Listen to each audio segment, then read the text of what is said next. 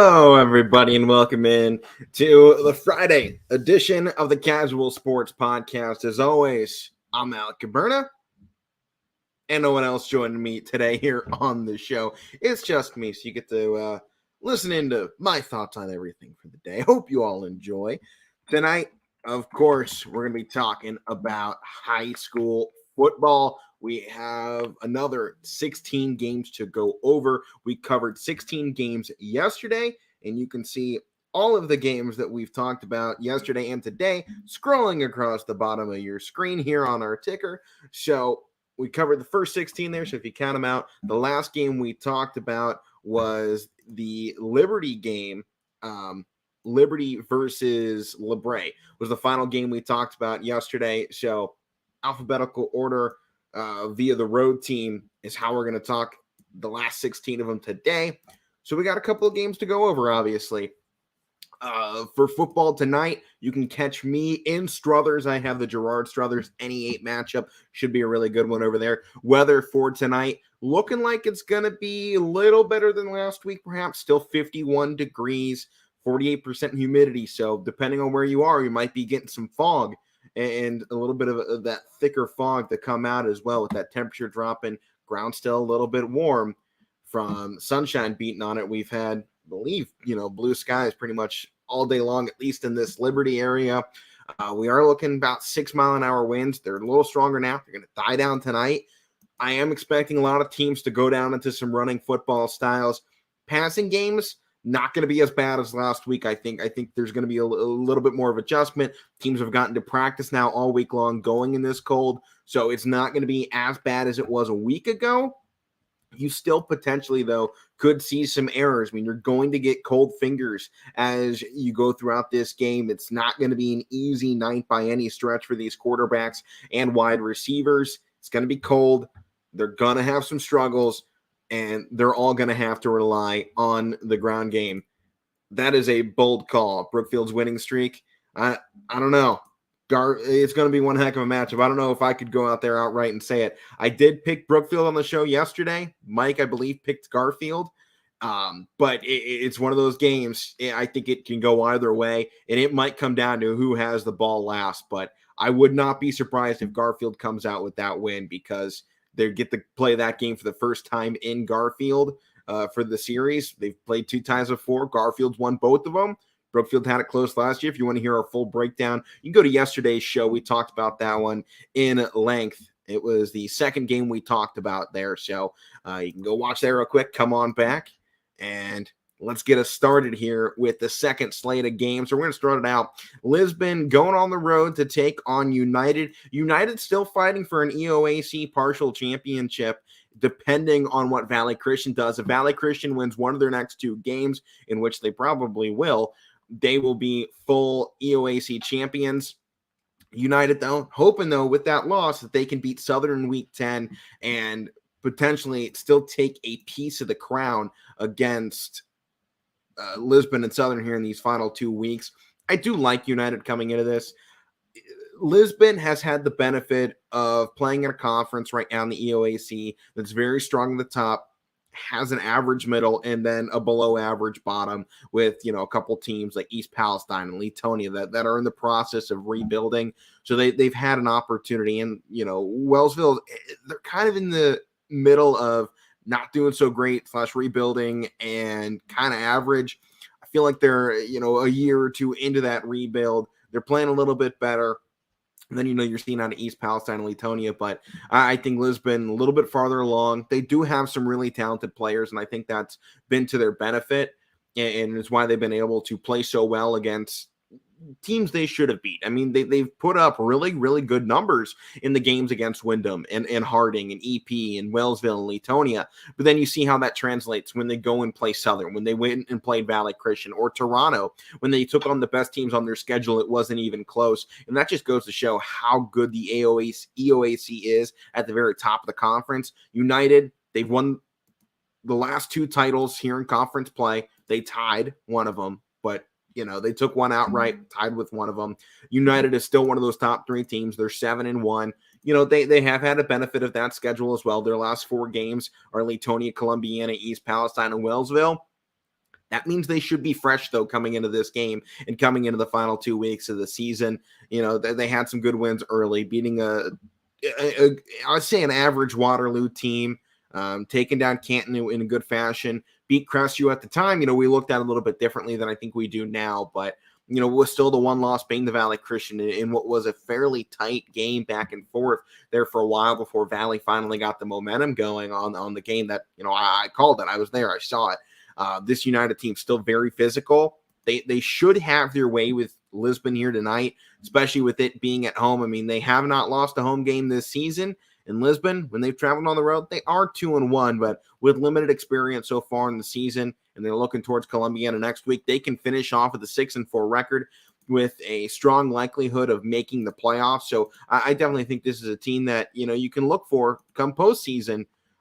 Maybe that first round, depending on who they would go up against to potentially make some noise.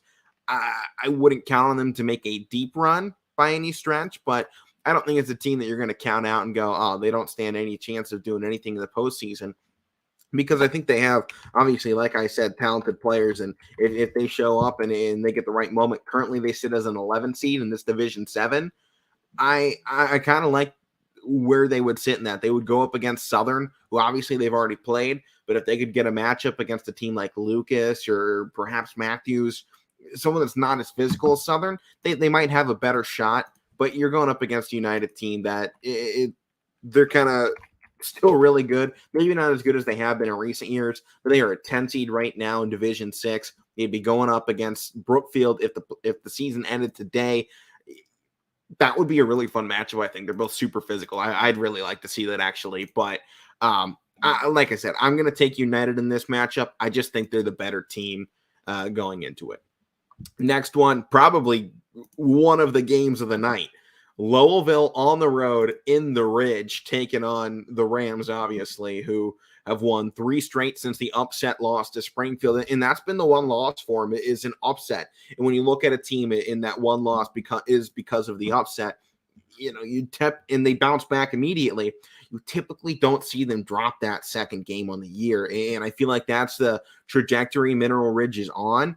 However, now you're going up against Vinny Balone and his just air raid rockets that found a ground attack last week due to the weather. And so now you go up against what is becoming a 3-headed monster, because not only does Lowellville have this just amazing offense full of, really humble guys and really talented players, well, now you also have this defense that, because of how good the offense is played, their numbers don't always look great. But, the defense is allowing this offense to constantly win by 30 or more points on the season. Sure, they could do a little bit better. But, when you look back throughout the season, you go, well, the offense is scoring 50 points. Letting up 2 touchdowns and 7, 8, 9 drives, that's I would take that. I would take that because I know my offense is putting up 40 plus. This week, in my opinion, this is the hardest game on Lowellville's schedule. I called the Jackson Milton game. It wasn't close. It was a historic game for Lowellville. I know they show up in big games on the road, especially. That's the big one, is they show up on the road. They did that. Just massive performance. The one thing I continue to worry about, though, especially going into tonight against a physical team, they were able to find a ground game against McDonald last week, is not going to show up again against a tough rush defense like Mineral Ridge. They got some big boys over there. They control the line of scrimmage. They don't allow those big plays to bounce out from a running back that at this point in the season doesn't have 30 carries on him. So, is that ground game going to be there for Lowellville? How is the weather going to impact passing this week? Because last week we saw it took a bit of a hit. Vinny Ballone's numbers definitely have taken a dive in the last 2 weeks. They've called off the dogs. They want him in this offense fresh for the postseason, and it's understandable. But now you go up with a conference title on the line. I think that's another reason why his numbers have gone down. They were calling off the dogs against, Sebring and McDonald the last 2 weeks. They needed him rested for this game against Ridge, and I think that's really going to play to their benefit. And neither one of these teams has had a tough matchup in a while. I mean, they both should be coming in fresh. And when you do have players on both sides at quarterback that can, drop it on a dime with Tristan Valley, who completes it at 55%. And obviously doesn't have quite the numbers or even half of the numbers as Vinny Balone, but he's still accurate and he still gets it to his very talented wide receivers. And Ian Erb on the ground has 1,000 rushing yards. Tristan Valley has 800 for himself, and the two of them combined for 28 of the team's 36 rushing touchdowns this season. And at wide receiver, okay, they only have two guys that they're going to go to. They can go to Miller and they can go to Balestrino. But they are so physical and so dominant at the line. This game was going to be won or lost in the trenches for Mineral Ridge. If they can put pressure on Balone and take away Louisville's rushing game, they're going to win this game. However, we haven't seen anybody slow down Balone really with their defense. The only team that has slowed down Balone is his own coaching staff that has been like, hey, all right, we're gonna back off a little bit here. Make sure you're rested to go in against Ridge in the postseason. These games, they're winnable games with you not having to throw 9 touchdowns. Last time they had to go in a game that, uncertain. It was game of the week. Louisville, Jackson Millen in Jackson Millen on the road. We saw them absolutely unload every single play in this book and dominate with 9 passing touchdowns. I think we see something similar. Playbook should be wide open for Louisville tonight. I don't think they lean on the run, which I think is going to hurt Ridge because I think Ridge's best chance is for Louisville to run the football. Currently right now in the YSN pick'ems, I'm looking through, and from the looks of things, Louisville is a heavy favorite going into it. I don't see anybody that's picked Mineral Ridge to win this game, which a little surprised me because I think both of these teams are really good. But I think people are holding on to that upset loss to Springfield. Keep in mind, that upset loss to Springfield came a week after Springfield almost upset this Louisville team. It was 42-24, but it was 35-24 there until the very end, and Louisville got that late touchdown, put things to bed. Springfield stuck around in that Louisville game. It gave them confidence. So you look at that gap and you go, all right, Springfield, they stopped Mineral Ridge. In Louisville, still almost won by 20 points. I think that's where people are kind of looking at this and going, all right, there's the comparison, the one win and the one loss. But I think when you really look at these teams, they're both very talented, very physical. They got playmakers all over the field. I'm taking the Ville. I'm taking Louisville. Everyone knows I've been a big fan of Louisville this season. I think they have a shot at the state title. I think that they have really great players. I've talked to a few of them. I've DM'd a few of them on Facebook and really great, really humble players. Some of the most humble players I've talked to. And they're looking for a conference crown. And I really think goals for this team are as far as the coaching staff can push them. I think this team comes down to how good is their coaching staff. I think that's what it's going to be because you have the best players in Division 7 playing on this football team. Mineral Ridge, I think they're limited by their wide receivers. We know the ground game is really great. They have almost 2,000 rushing yards between their top 2 guys in 28 touchdowns. Really great. Then you look at the wide receivers in the passing game. It slows them down, and that's going to hurt come postseason. You need to be physical, sure, but at times you need to be able to air it out. And that's something I think is going to halt Ridge's chance in this game. If it becomes a pass-heavy affair, I think they're going to struggle to throw the ball against the Ville's defense. That's why I'm taking Louisville. Next game up, Matthews, the Mustangs, on the road in Wyndham. I'd really like to take Wyndham here because, one, I like the name. I like the Bombers. It's a dope name. What can I say? But Matthews has played really great. And, people kind of doubted him, I think, a little bit after their loss to Edison. That Edison team still undefeated. And Matthews is a 7-1 group.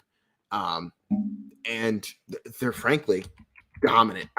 They get players from multiple scores. If you listen to Matt Morrison talk about Matthews in football up there in this region of Ohio, schools are shutting down their programs. And with that, it's allowing an influx of the people that do play football to come into Matthews and for them to kind of build a regional kind of super team out of the best players in that region. And I think it's really helped them develop a strong program. And they're getting athletes that they just have not had access to before because things are becoming a little bit looser up there and they're able to grab a little bit more. And when your pockets get a little bit deeper with talent, it shows up on the field. And I think it's done that this season. I mean, their defense in the last 3 games, I know it hasn't been against great opponents, but has allowed just 19 points. They're playing really good football. In Wyndham, they are coming off a win, and I applaud them for that. But I don't think they get it done here in this game. They've played just a singular home game on the season. That was last week. They finish out the year with 3 home games. They're only 3 home games of the entire season. And I think they dropped this one. I don't know about what they'll do next week against North Baltimore, but this week, Matthews is going to come in. We saw the dominance of them all season long. They're going to take this one, and they're going to play really good. Our next matchup, Hubbard going to try and bounce back from their loss in Girard a week ago. Now they play host to Niles, who is coming off now 5 straight losses to Lakeview, Jefferson, Poland, South Range, and Struthers. Struthers' game last week was at home. So, heading back on the road, their last 2 road games against Poland, they lost 31-7, and then South Range, they lost 55-0. Well, we know Hubbard is not on the same level as South Range, and maybe a little bit under Poland. They should still handle this matchup well. Everyone knows, hey, they're trying to get over the loss of a generational type player, and it's very hard to do. But I think this season they have done a great job kind of minimizing the loss. They have 1,400 rushing yards this season and 15 touchdowns. Now, obviously, it's not last year. They don't have the superstar that's at Ohio State. You're only going to get that once in a generation type player. And obviously last year they went for almost 4,000 yards as a team. So there's a clear cut from production last year to this year. But I still think with what they have left, they have been a very good team. I mean, in their only losses, Poland, who's making a nice playoff run in the last half of the season, Jefferson, who's played really good football. They are a very competitive team. In Girard, who up until this week was the number 1 ranked team in their region, and they dropped those games. Hubbard is still a good football team, and this is, in all actuality, their last chance for a win in the regular season. They're taking on South Range next week. They do host them. No one is going to take Hubbard in that matchup. I can virtually promise you that. South Range is too good. So if they want a 6-4 record, you have to win this one here. Playoff positioning on the line. Niles, I believe, is virtually eliminated at this point, being 2-6. And they only have Hubbard and Girard on the schedule. I don't like those odds, even if they did have a shot. But Hubbard needs this. Niles, it's a confidence booster. You can take it in the next year, but not in desperation mode like Hubbard is, because the difference of that 6-4 season to a 5-5 season with a loss to Niles in there would be very detrimental to where Hubbard wants this season to ultimately end up. Next game, 2 teams that have struggled, but one of them, Notre Dame Cathedral Latin, we saw them dominate East Liverpool 46-0 3 weeks ago. Now they go on the road into Louisville, the Leopards Den, and they take on a team that comes off a loss 48-13 to Glen Oak last week. They did win the week before, though, to Uniontown Green 27-23. And obviously, NDCL, they only have 2 wins on the season. Week 1 and then week 6. They kept it close against Padua Franciscan last week.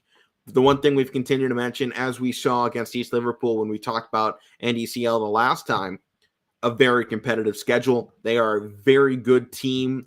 They have scored 207 points, allowed 212. They're right there. They have had close game after close game against really, really good teams. I mean, they lost 25-22 to Cincinnati's Taft, who I don't know if you know, but they've been a pretty good team at the top of the state down in that Cincinnati region. And it's a 3-point game you're talking about. They did get blown out by Walsh Jesuit, but they're a very good team. NDCL is going to come in, and unfortunately, I think they're going to take down the Leopards.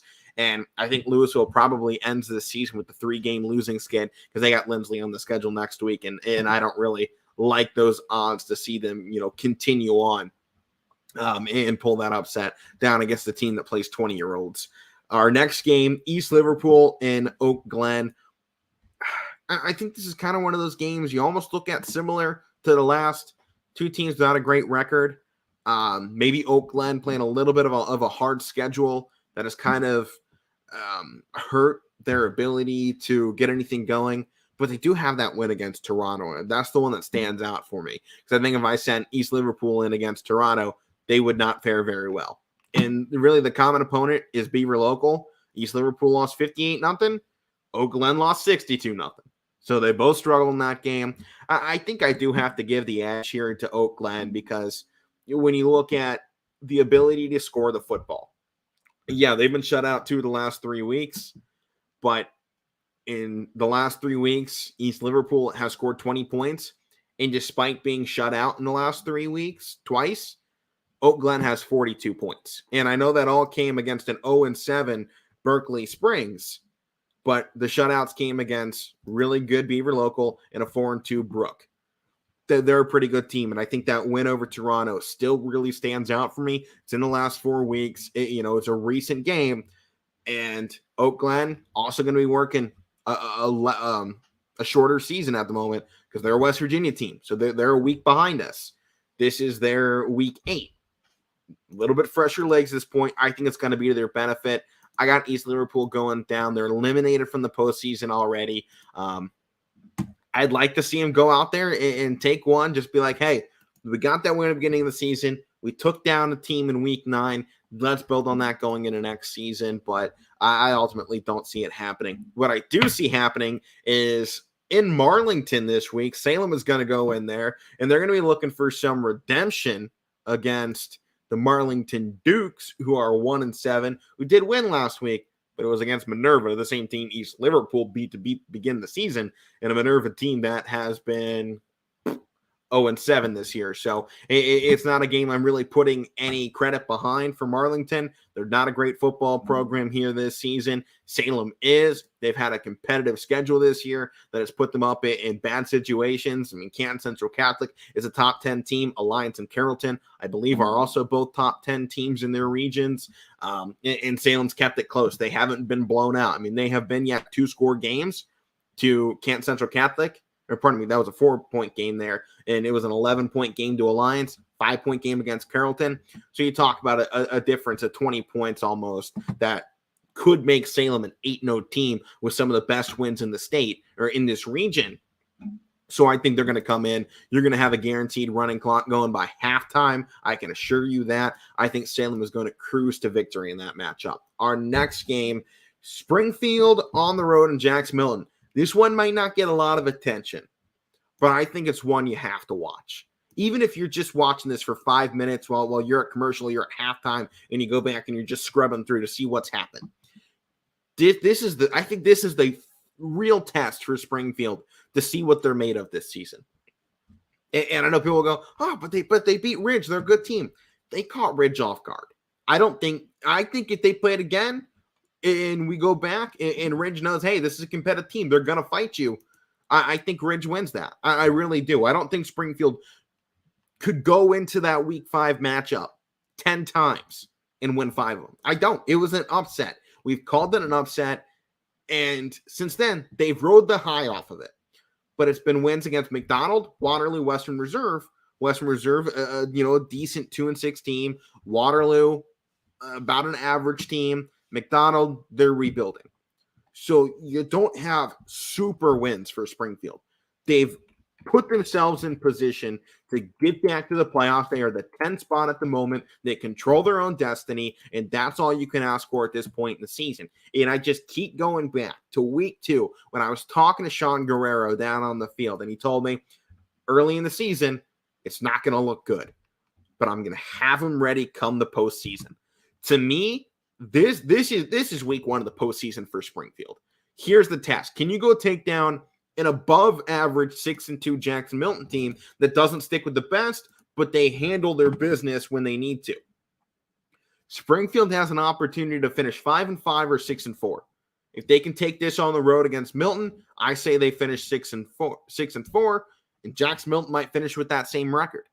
Jackson Milton has Springfield this week, obviously. McDonald on the road next. They can probably finish 7-3 at the worst. I can see them beating McDonald, but you look at a little bit of small offensive struggles the last 2 weeks. Against Ridge, they put up 7, and they put up 7 against Waterloo. So 14 points in the last 2 weeks. And now you have this team in Springfield coming in, I think, kind of smelling that blood in the water, seeing that opening, and really realizing their true potential here in the last half of the season. This is that game for me that it's a make or break, because if Springfield can win this, I think they could potentially pull an upset come postseason, or they might have themselves a home game. Getting a win like this against a Division 6 team when you're D7, I think is really big for them. It would go a long way to give them some points.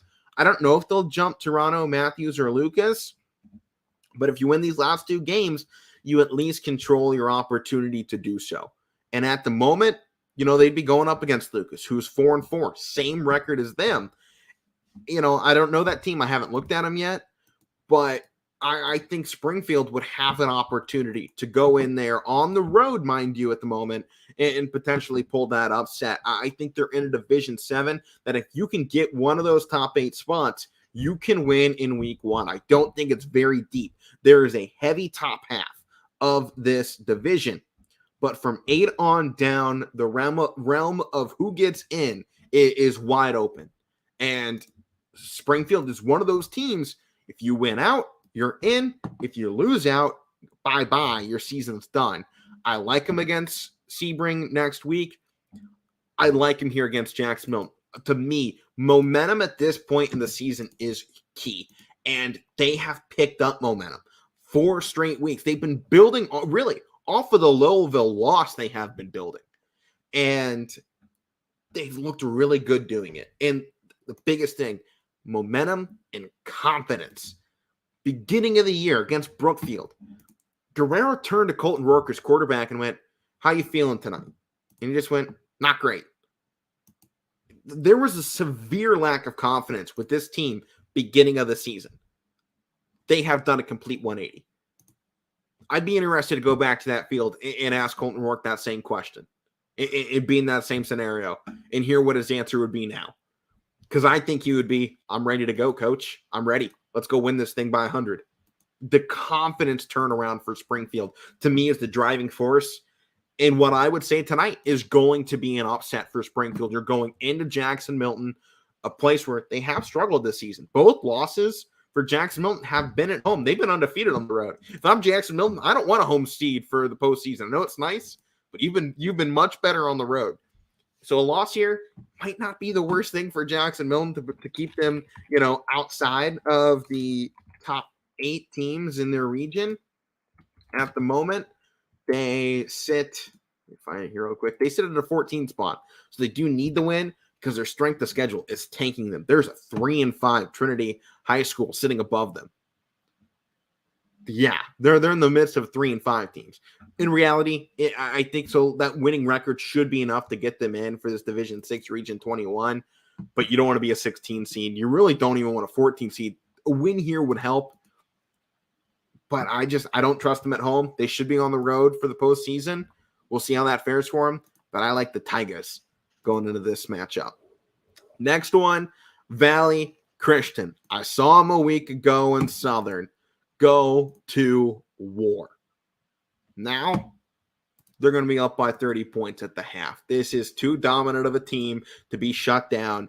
And the only thing that stands in their way is themselves tonight, because they have the opportunity to win the title officially. Against Southern last week, they were running around on the field after the game. We're champions. I mean, Vashawn Gurley was up on benches, getting the crowd involved, yelling for him, pumping him up. And they acted as though they won the title a week ago, which, by my thoughts and how this conference has gone, it seems like they did. But now you got a Wellsville team who's not bad. They're not bad at all, but they're average. A little, I would say, under average. They're an under average team that has been blown out by the best teams on their schedule. I know Andy Hank's going to come in there and go, "Hey, they're not that bad of a team. We're going to take them as we see them. We could win by 20. We could lose by 20. I love it when he says that because it's never true. But Valley Christian, they're a really good team. We've talked about them all season long. They're going to the postseason undefeated. It would be their first undefeated season in the history of the school. And with a win tonight, their first conference title in 15 years. I believe I was talking with the athletic director before the game. It was before his time. He thought it was around 2007 was the school's last conference title. So it's been a long time coming.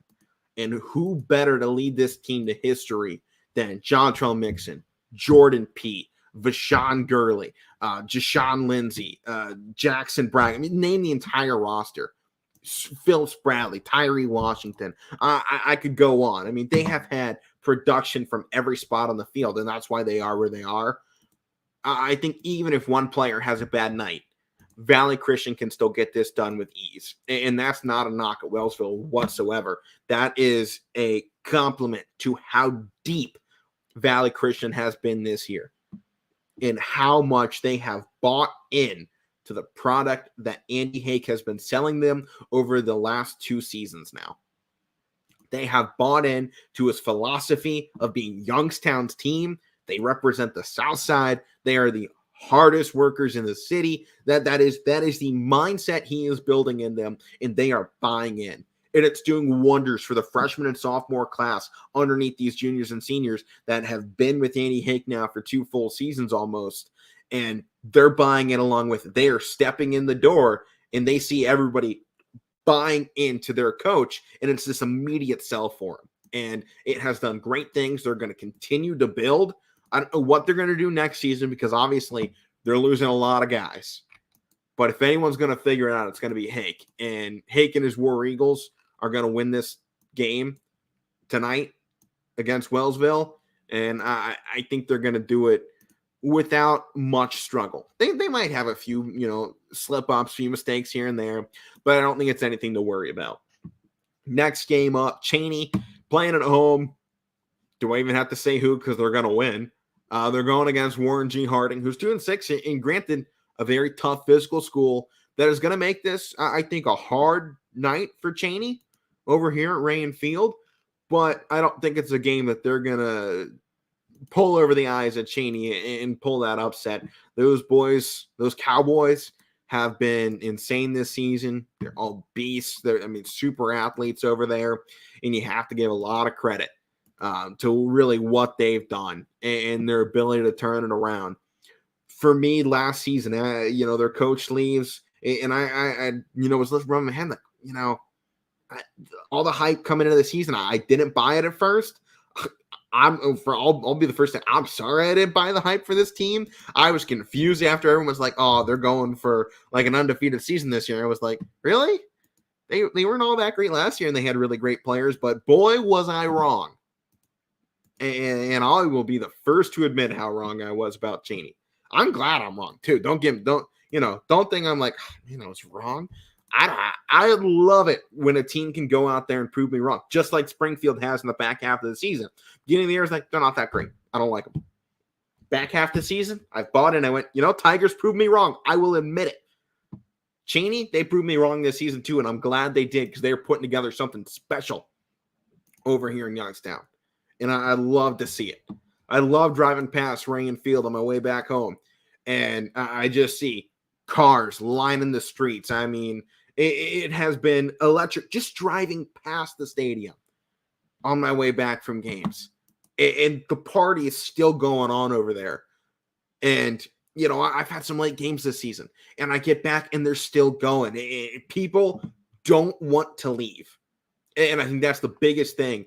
They have created just a football community with Cheney this season that has bought in so heavy to this program. The fact that they have gone in upset Canfield, was in a 1-point game against Ursuline. They have dominated Harvey. They're pulling shutouts now after last week. This is what people want out of Cheney football. The Cowboys, they might be better than those Cowboys playing over in the NFL. They are that good this season. I got Cheney in a running clock against Warren G. Harding. And you look back on the season, nobody has beaten Warren G. Harding by 30 points. Very close. Massillon, Washington was at 29. 29 points is how close they were to that. I don't think Warren G. Harding has the fight they had in them back in week 4.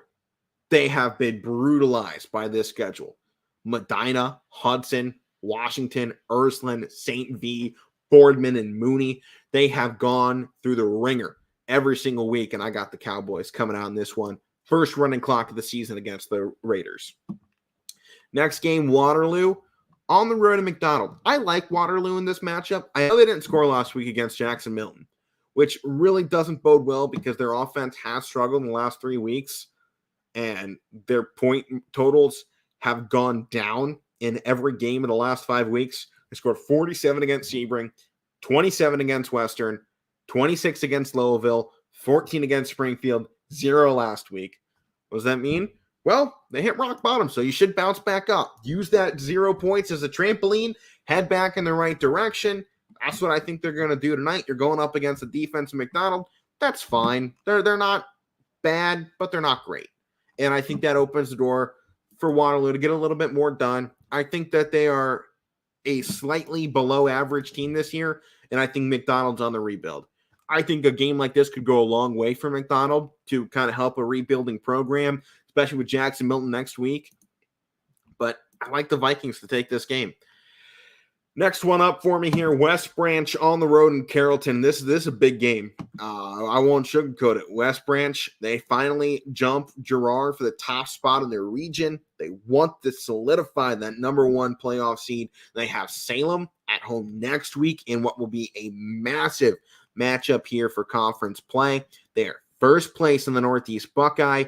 They beat Alliance last week 42-35. Alliance was the number 2 team. Carrollton tied for second. So you get back-to-back weeks of brutality here in the Buckeye Conference. And I think Carrollton being at home is a huge advantage for them. This is just their 4th home game of the season. They lost their last one. I think it's hard for a team to lose twice, especially a good team to lose twice at home in the same season.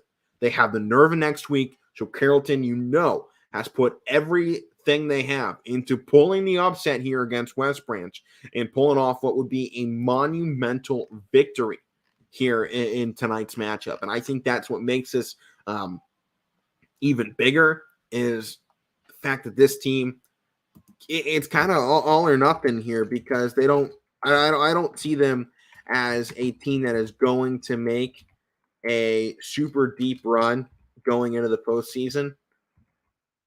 But I think they're a team that could pull that upset somewhere along the way. I don't know where that'll be, but I think it's something that you have to watch out for. They are a 10 seed. Right now, they'd go up against Marion Franklin in Division 4, Region 15. I think they're a team you have to watch out for in that Region 15 to pull off an upset against, Gallaudet Academy or New Lexington, Columbus East, Steubenville. I think they're one of these teams that they're sneaky. They're a sneaky team, and playing at home is going to go a long way for them tonight. This is their big home game of the season, the one they know they need more than any. But West Branch, they got some dogs out there. They got some boys that will run through a wall for you, and that is what they've done this season. Drew DeShields at 2,100 passing yards, 30 touchdowns through the air. I mean, this kid's record pace himself. He's 21st in the nation in passing yards, 8th in the state in passing yards. In Division 4, he's 3rd in the division in passing yards. And, don't discredit Boston Mullenix. Division 4, he's a 14th rated rusher. And he's got some wide receivers in Joey Jackson, Christian Martig, and Anthony Perry, all top 3 in receiving yards in their division. It's a good team in West Branch. And I think those numbers are going to translate today, but still the one thing you always have to watch out for. How is that weather going to impact that passing attack for West Branch? Weather there today is going to be actually a little bit better than what we have currently. Looking probably about 55 for kickoff there. Temperature's going to drop rapidly, though. They're going to hit 50 degrees, under 50 by halftime. So West Branch needs this game to start off quickly for them. I'm taking the Warriors because they have been really good, and I have a lot of confidence they're going to get it done. They didn't give it up against Alliance last week, who I think is the better team out of Carrollton and Alliance. Obviously, Alliance smoked Carrollton 47-14. I think West Branch is about to join them and take them down. Next game up, Western Reserve on the road for the final Sebring home game in history. It was just announced earlier today. Sebring will disband their 11-man football team after this year and re-up an 8-man football group to play in Northwest Ohio. They're going to be joining 8-man football, but likelihood is that their closest opponent's going to be actually an hour away. Sebring hasn't had a winning record in basically the last 20 years. Closest they had was a 5-5 season back in 2014. But it's been a down stretch for them, and they're finally saying goodbye. So this is the final 11-man football home game for Sebring High School. Final time you're going to see this team play in their stadium with 11 men on the field. Kind of a sad moment to, say goodbye to, but best of luck to them tonight. And it's one of those games I'm going to take Western Reserve to win because I think they are the better team. And I don't think they're a bad team. I think that they're better than bad, but still kind of farther down, under, less than average. I think they have talent there, and they might get something going next season. This obviously hasn't been their year. They took a couple close games early on that they just couldn't pull out. I think if they could have, they'd be a much better team, and they'd have some confidence with them, and that would have gone a long way against the likes of Ridge and Springfield. They lost their confidence because of a lot of close games that they just couldn't get done. I still think, though, they have the talent. This is a game that they should go out there and win. I'm going to take the Blue Devils, but a large part of me wants to see the Trojans finish off 11-man football with a win at home. They're going into Springfield on the road next week. Springfield's rolling. They should take that. This is the opportunity for Sebring. One final time in front of your fans. Take home a win and avoid the winless season. I want to see it happen. Do I think they can do it? There's a reason they're shutting down the program. Next game, Edison, undefeated. Now they go on the road. One of the final 2 games of the year. They go into Buckeye Local at 2-6. And they're going to steamroll to victory. The last 2 weeks, Buckeye Local has lost 110-7 against Caldwell, who's 7-1, and Tiffin Calvert, who's 5-3. Now you go against the undefeated Wildcats of Edison High School in Richmond, Ohio. And these Cats are hunting for that goose egg on the season. 0 losses.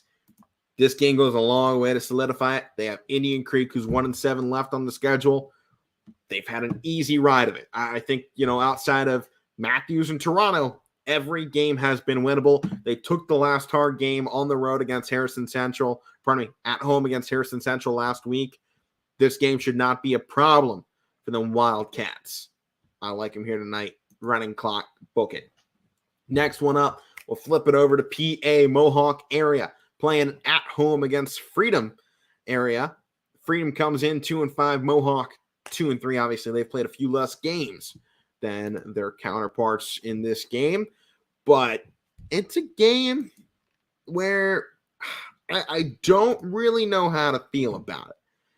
Because obviously both are 2-win teams. But Freedom's lost their last 3 games. They were shut out 39-0 a week ago. They scored 6 points in the game before that. And some of their games early in the year, they won. But it wasn't against great teams. And that's the piece of it for me. And I know Mohawk hasn't won against a good school either. I mean, their wins come against 0-7 New Brighton and 2-5 Lincoln. Freedom also beat that Lincoln school.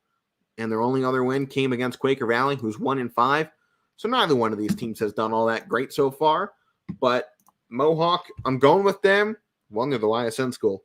Two, their record's closer to 500. They got something to fight for still. I'll take them in this game. I don't know how they're going to finish this year, but I'll take the Warriors in this one. Final game to talk about here on the network for high school football. Steubenville, Cardinal Mooney, a Saturday game at 1 p.m. This is a game I would love to see Cardinal Mooney come into and pull the upset. I really would. They've had a strong last 4 weeks of football, and they've won the games they were supposed to in East or Lutheran East and Youngstown East and Brush. Then they won a game they weren't supposed to in Warren J. Harding. A lot of people went, that Harding team, they're just too physical this year. Mooney's offense hasn't been that great until, recency. But I think Mooney has figured out the offense. And we knew their defense could play. I don't think anybody questioned that. They held Cheney to 22 points, but their offense only had 17 in that game. If you went back and played that again with this Mooney offense instead of what they had back in week 3, Mooney potentially could have pulled that upset. They might be able to pull something next week against Ursuline. I think it depends on how they play here. Steubenville's one loss came to Lindsley, the same team that beat Cardinal Mooney a couple weeks back after the Cheney loss. Mooney lost 28-14. Steubenville lost 28-27.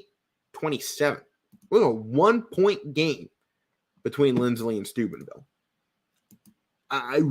Steubenville has had a really great season. They beat the Louisville Leopards in week 1.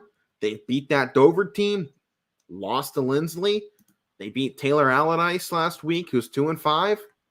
They've beaten some, schools from out of the region. They took down Archbishop Carroll out of Washington, D.C., who's a 5-2 school right now. They've had a really good year. And they finish out the season against Rock Creek Christian Academy, who's 3-3. This is the last hard game for Steubenville before they hit the postseason. It's a game, though, I think Mooney needs. You look right now where Mooney is sitting in the postseason. They're in 11th spot.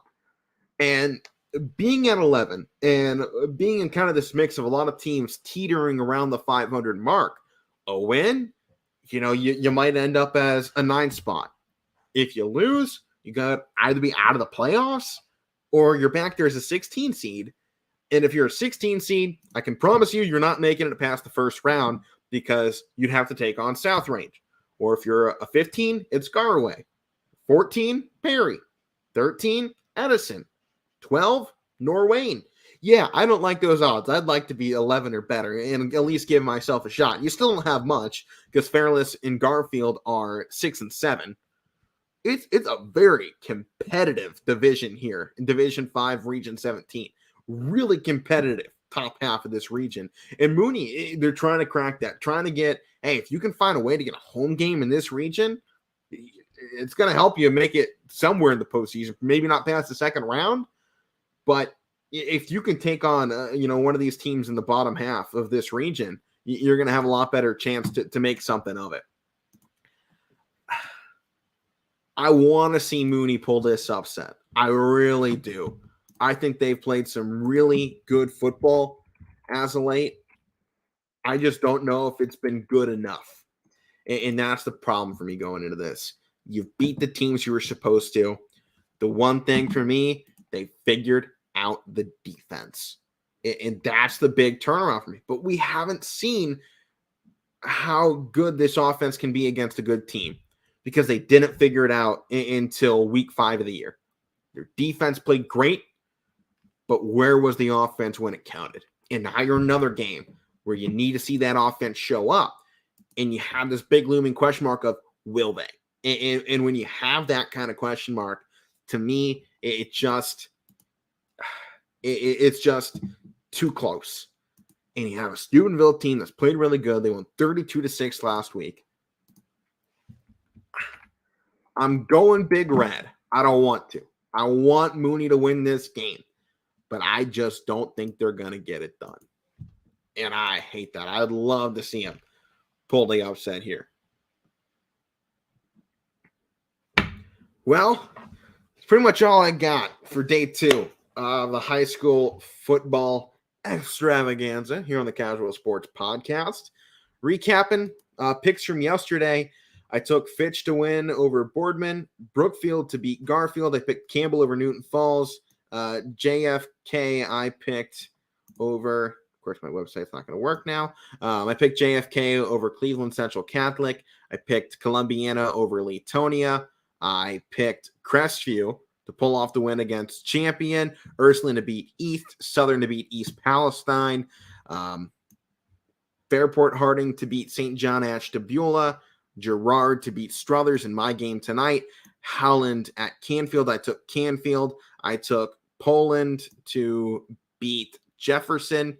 I picked Beaver Local against John Hay. Lakeside Orange, I took Lakeside. I took South Range over Lakeview, and I took Liberty over LeBray. Those were my picks from yesterday. If you want my explanations of that, go check out yesterday's show. It was pretty good. Mike and I had a grand old time doing it yesterday. That leaves us down with this week's highlight of the week, and I think we've had a pretty good week all in all when it comes to sports.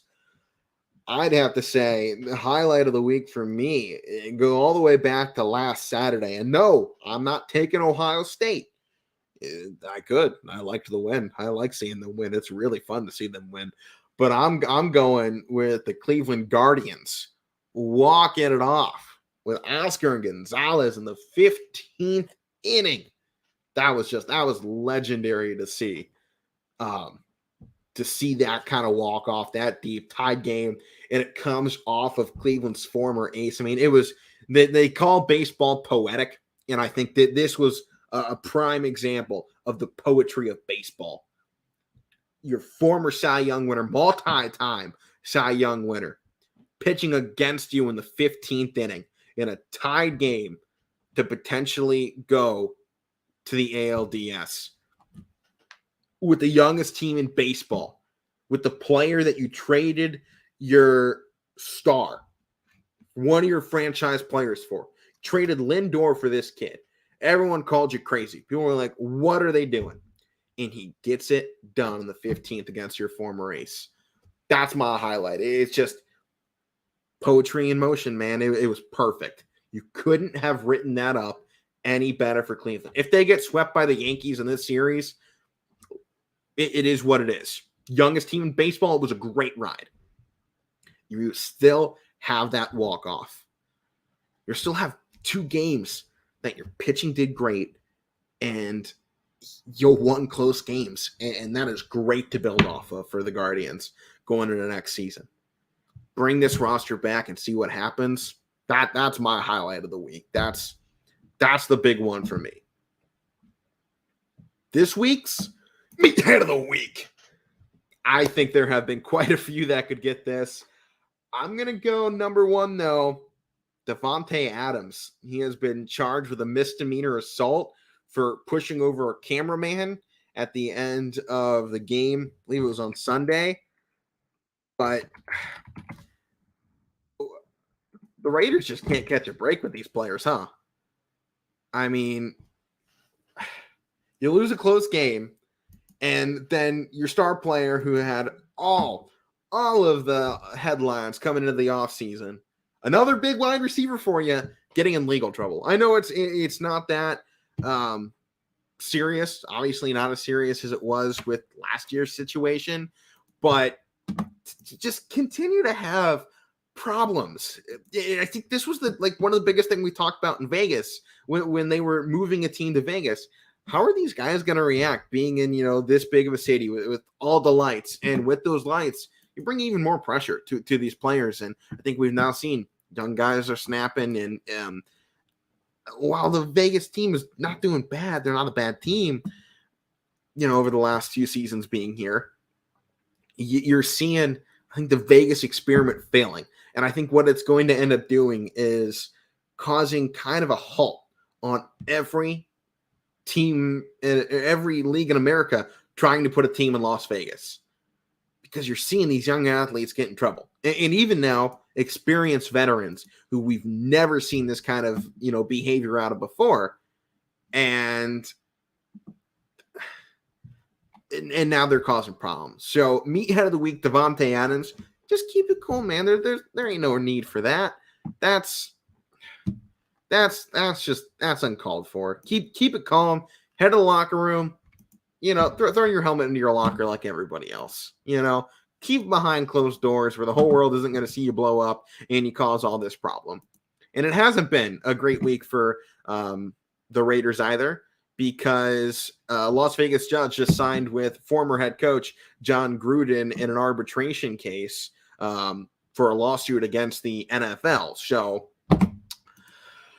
there's also that going on. So not a great week for the Raiders, considering they also lost. So 3 big L's for them, and we'll see how that all pans out. But I've been Alec Byrne. You can catch me tonight in Struthers, for the Gerard Struthers game. It should be a lot of fun. I'm excited to watch it tonight. Power Hour Super Show coming up next on your sports network. We got 32 games going on today and tomorrow. Should be exciting. And you can catch it all here on ysnlive.com. Your sports network. Proud to bring you another week of the Casual Sports Podcast. I'm Alec Caberna. Matt will rejoin the show on Monday as we recap the entire weekend of high school football. I'll see you then.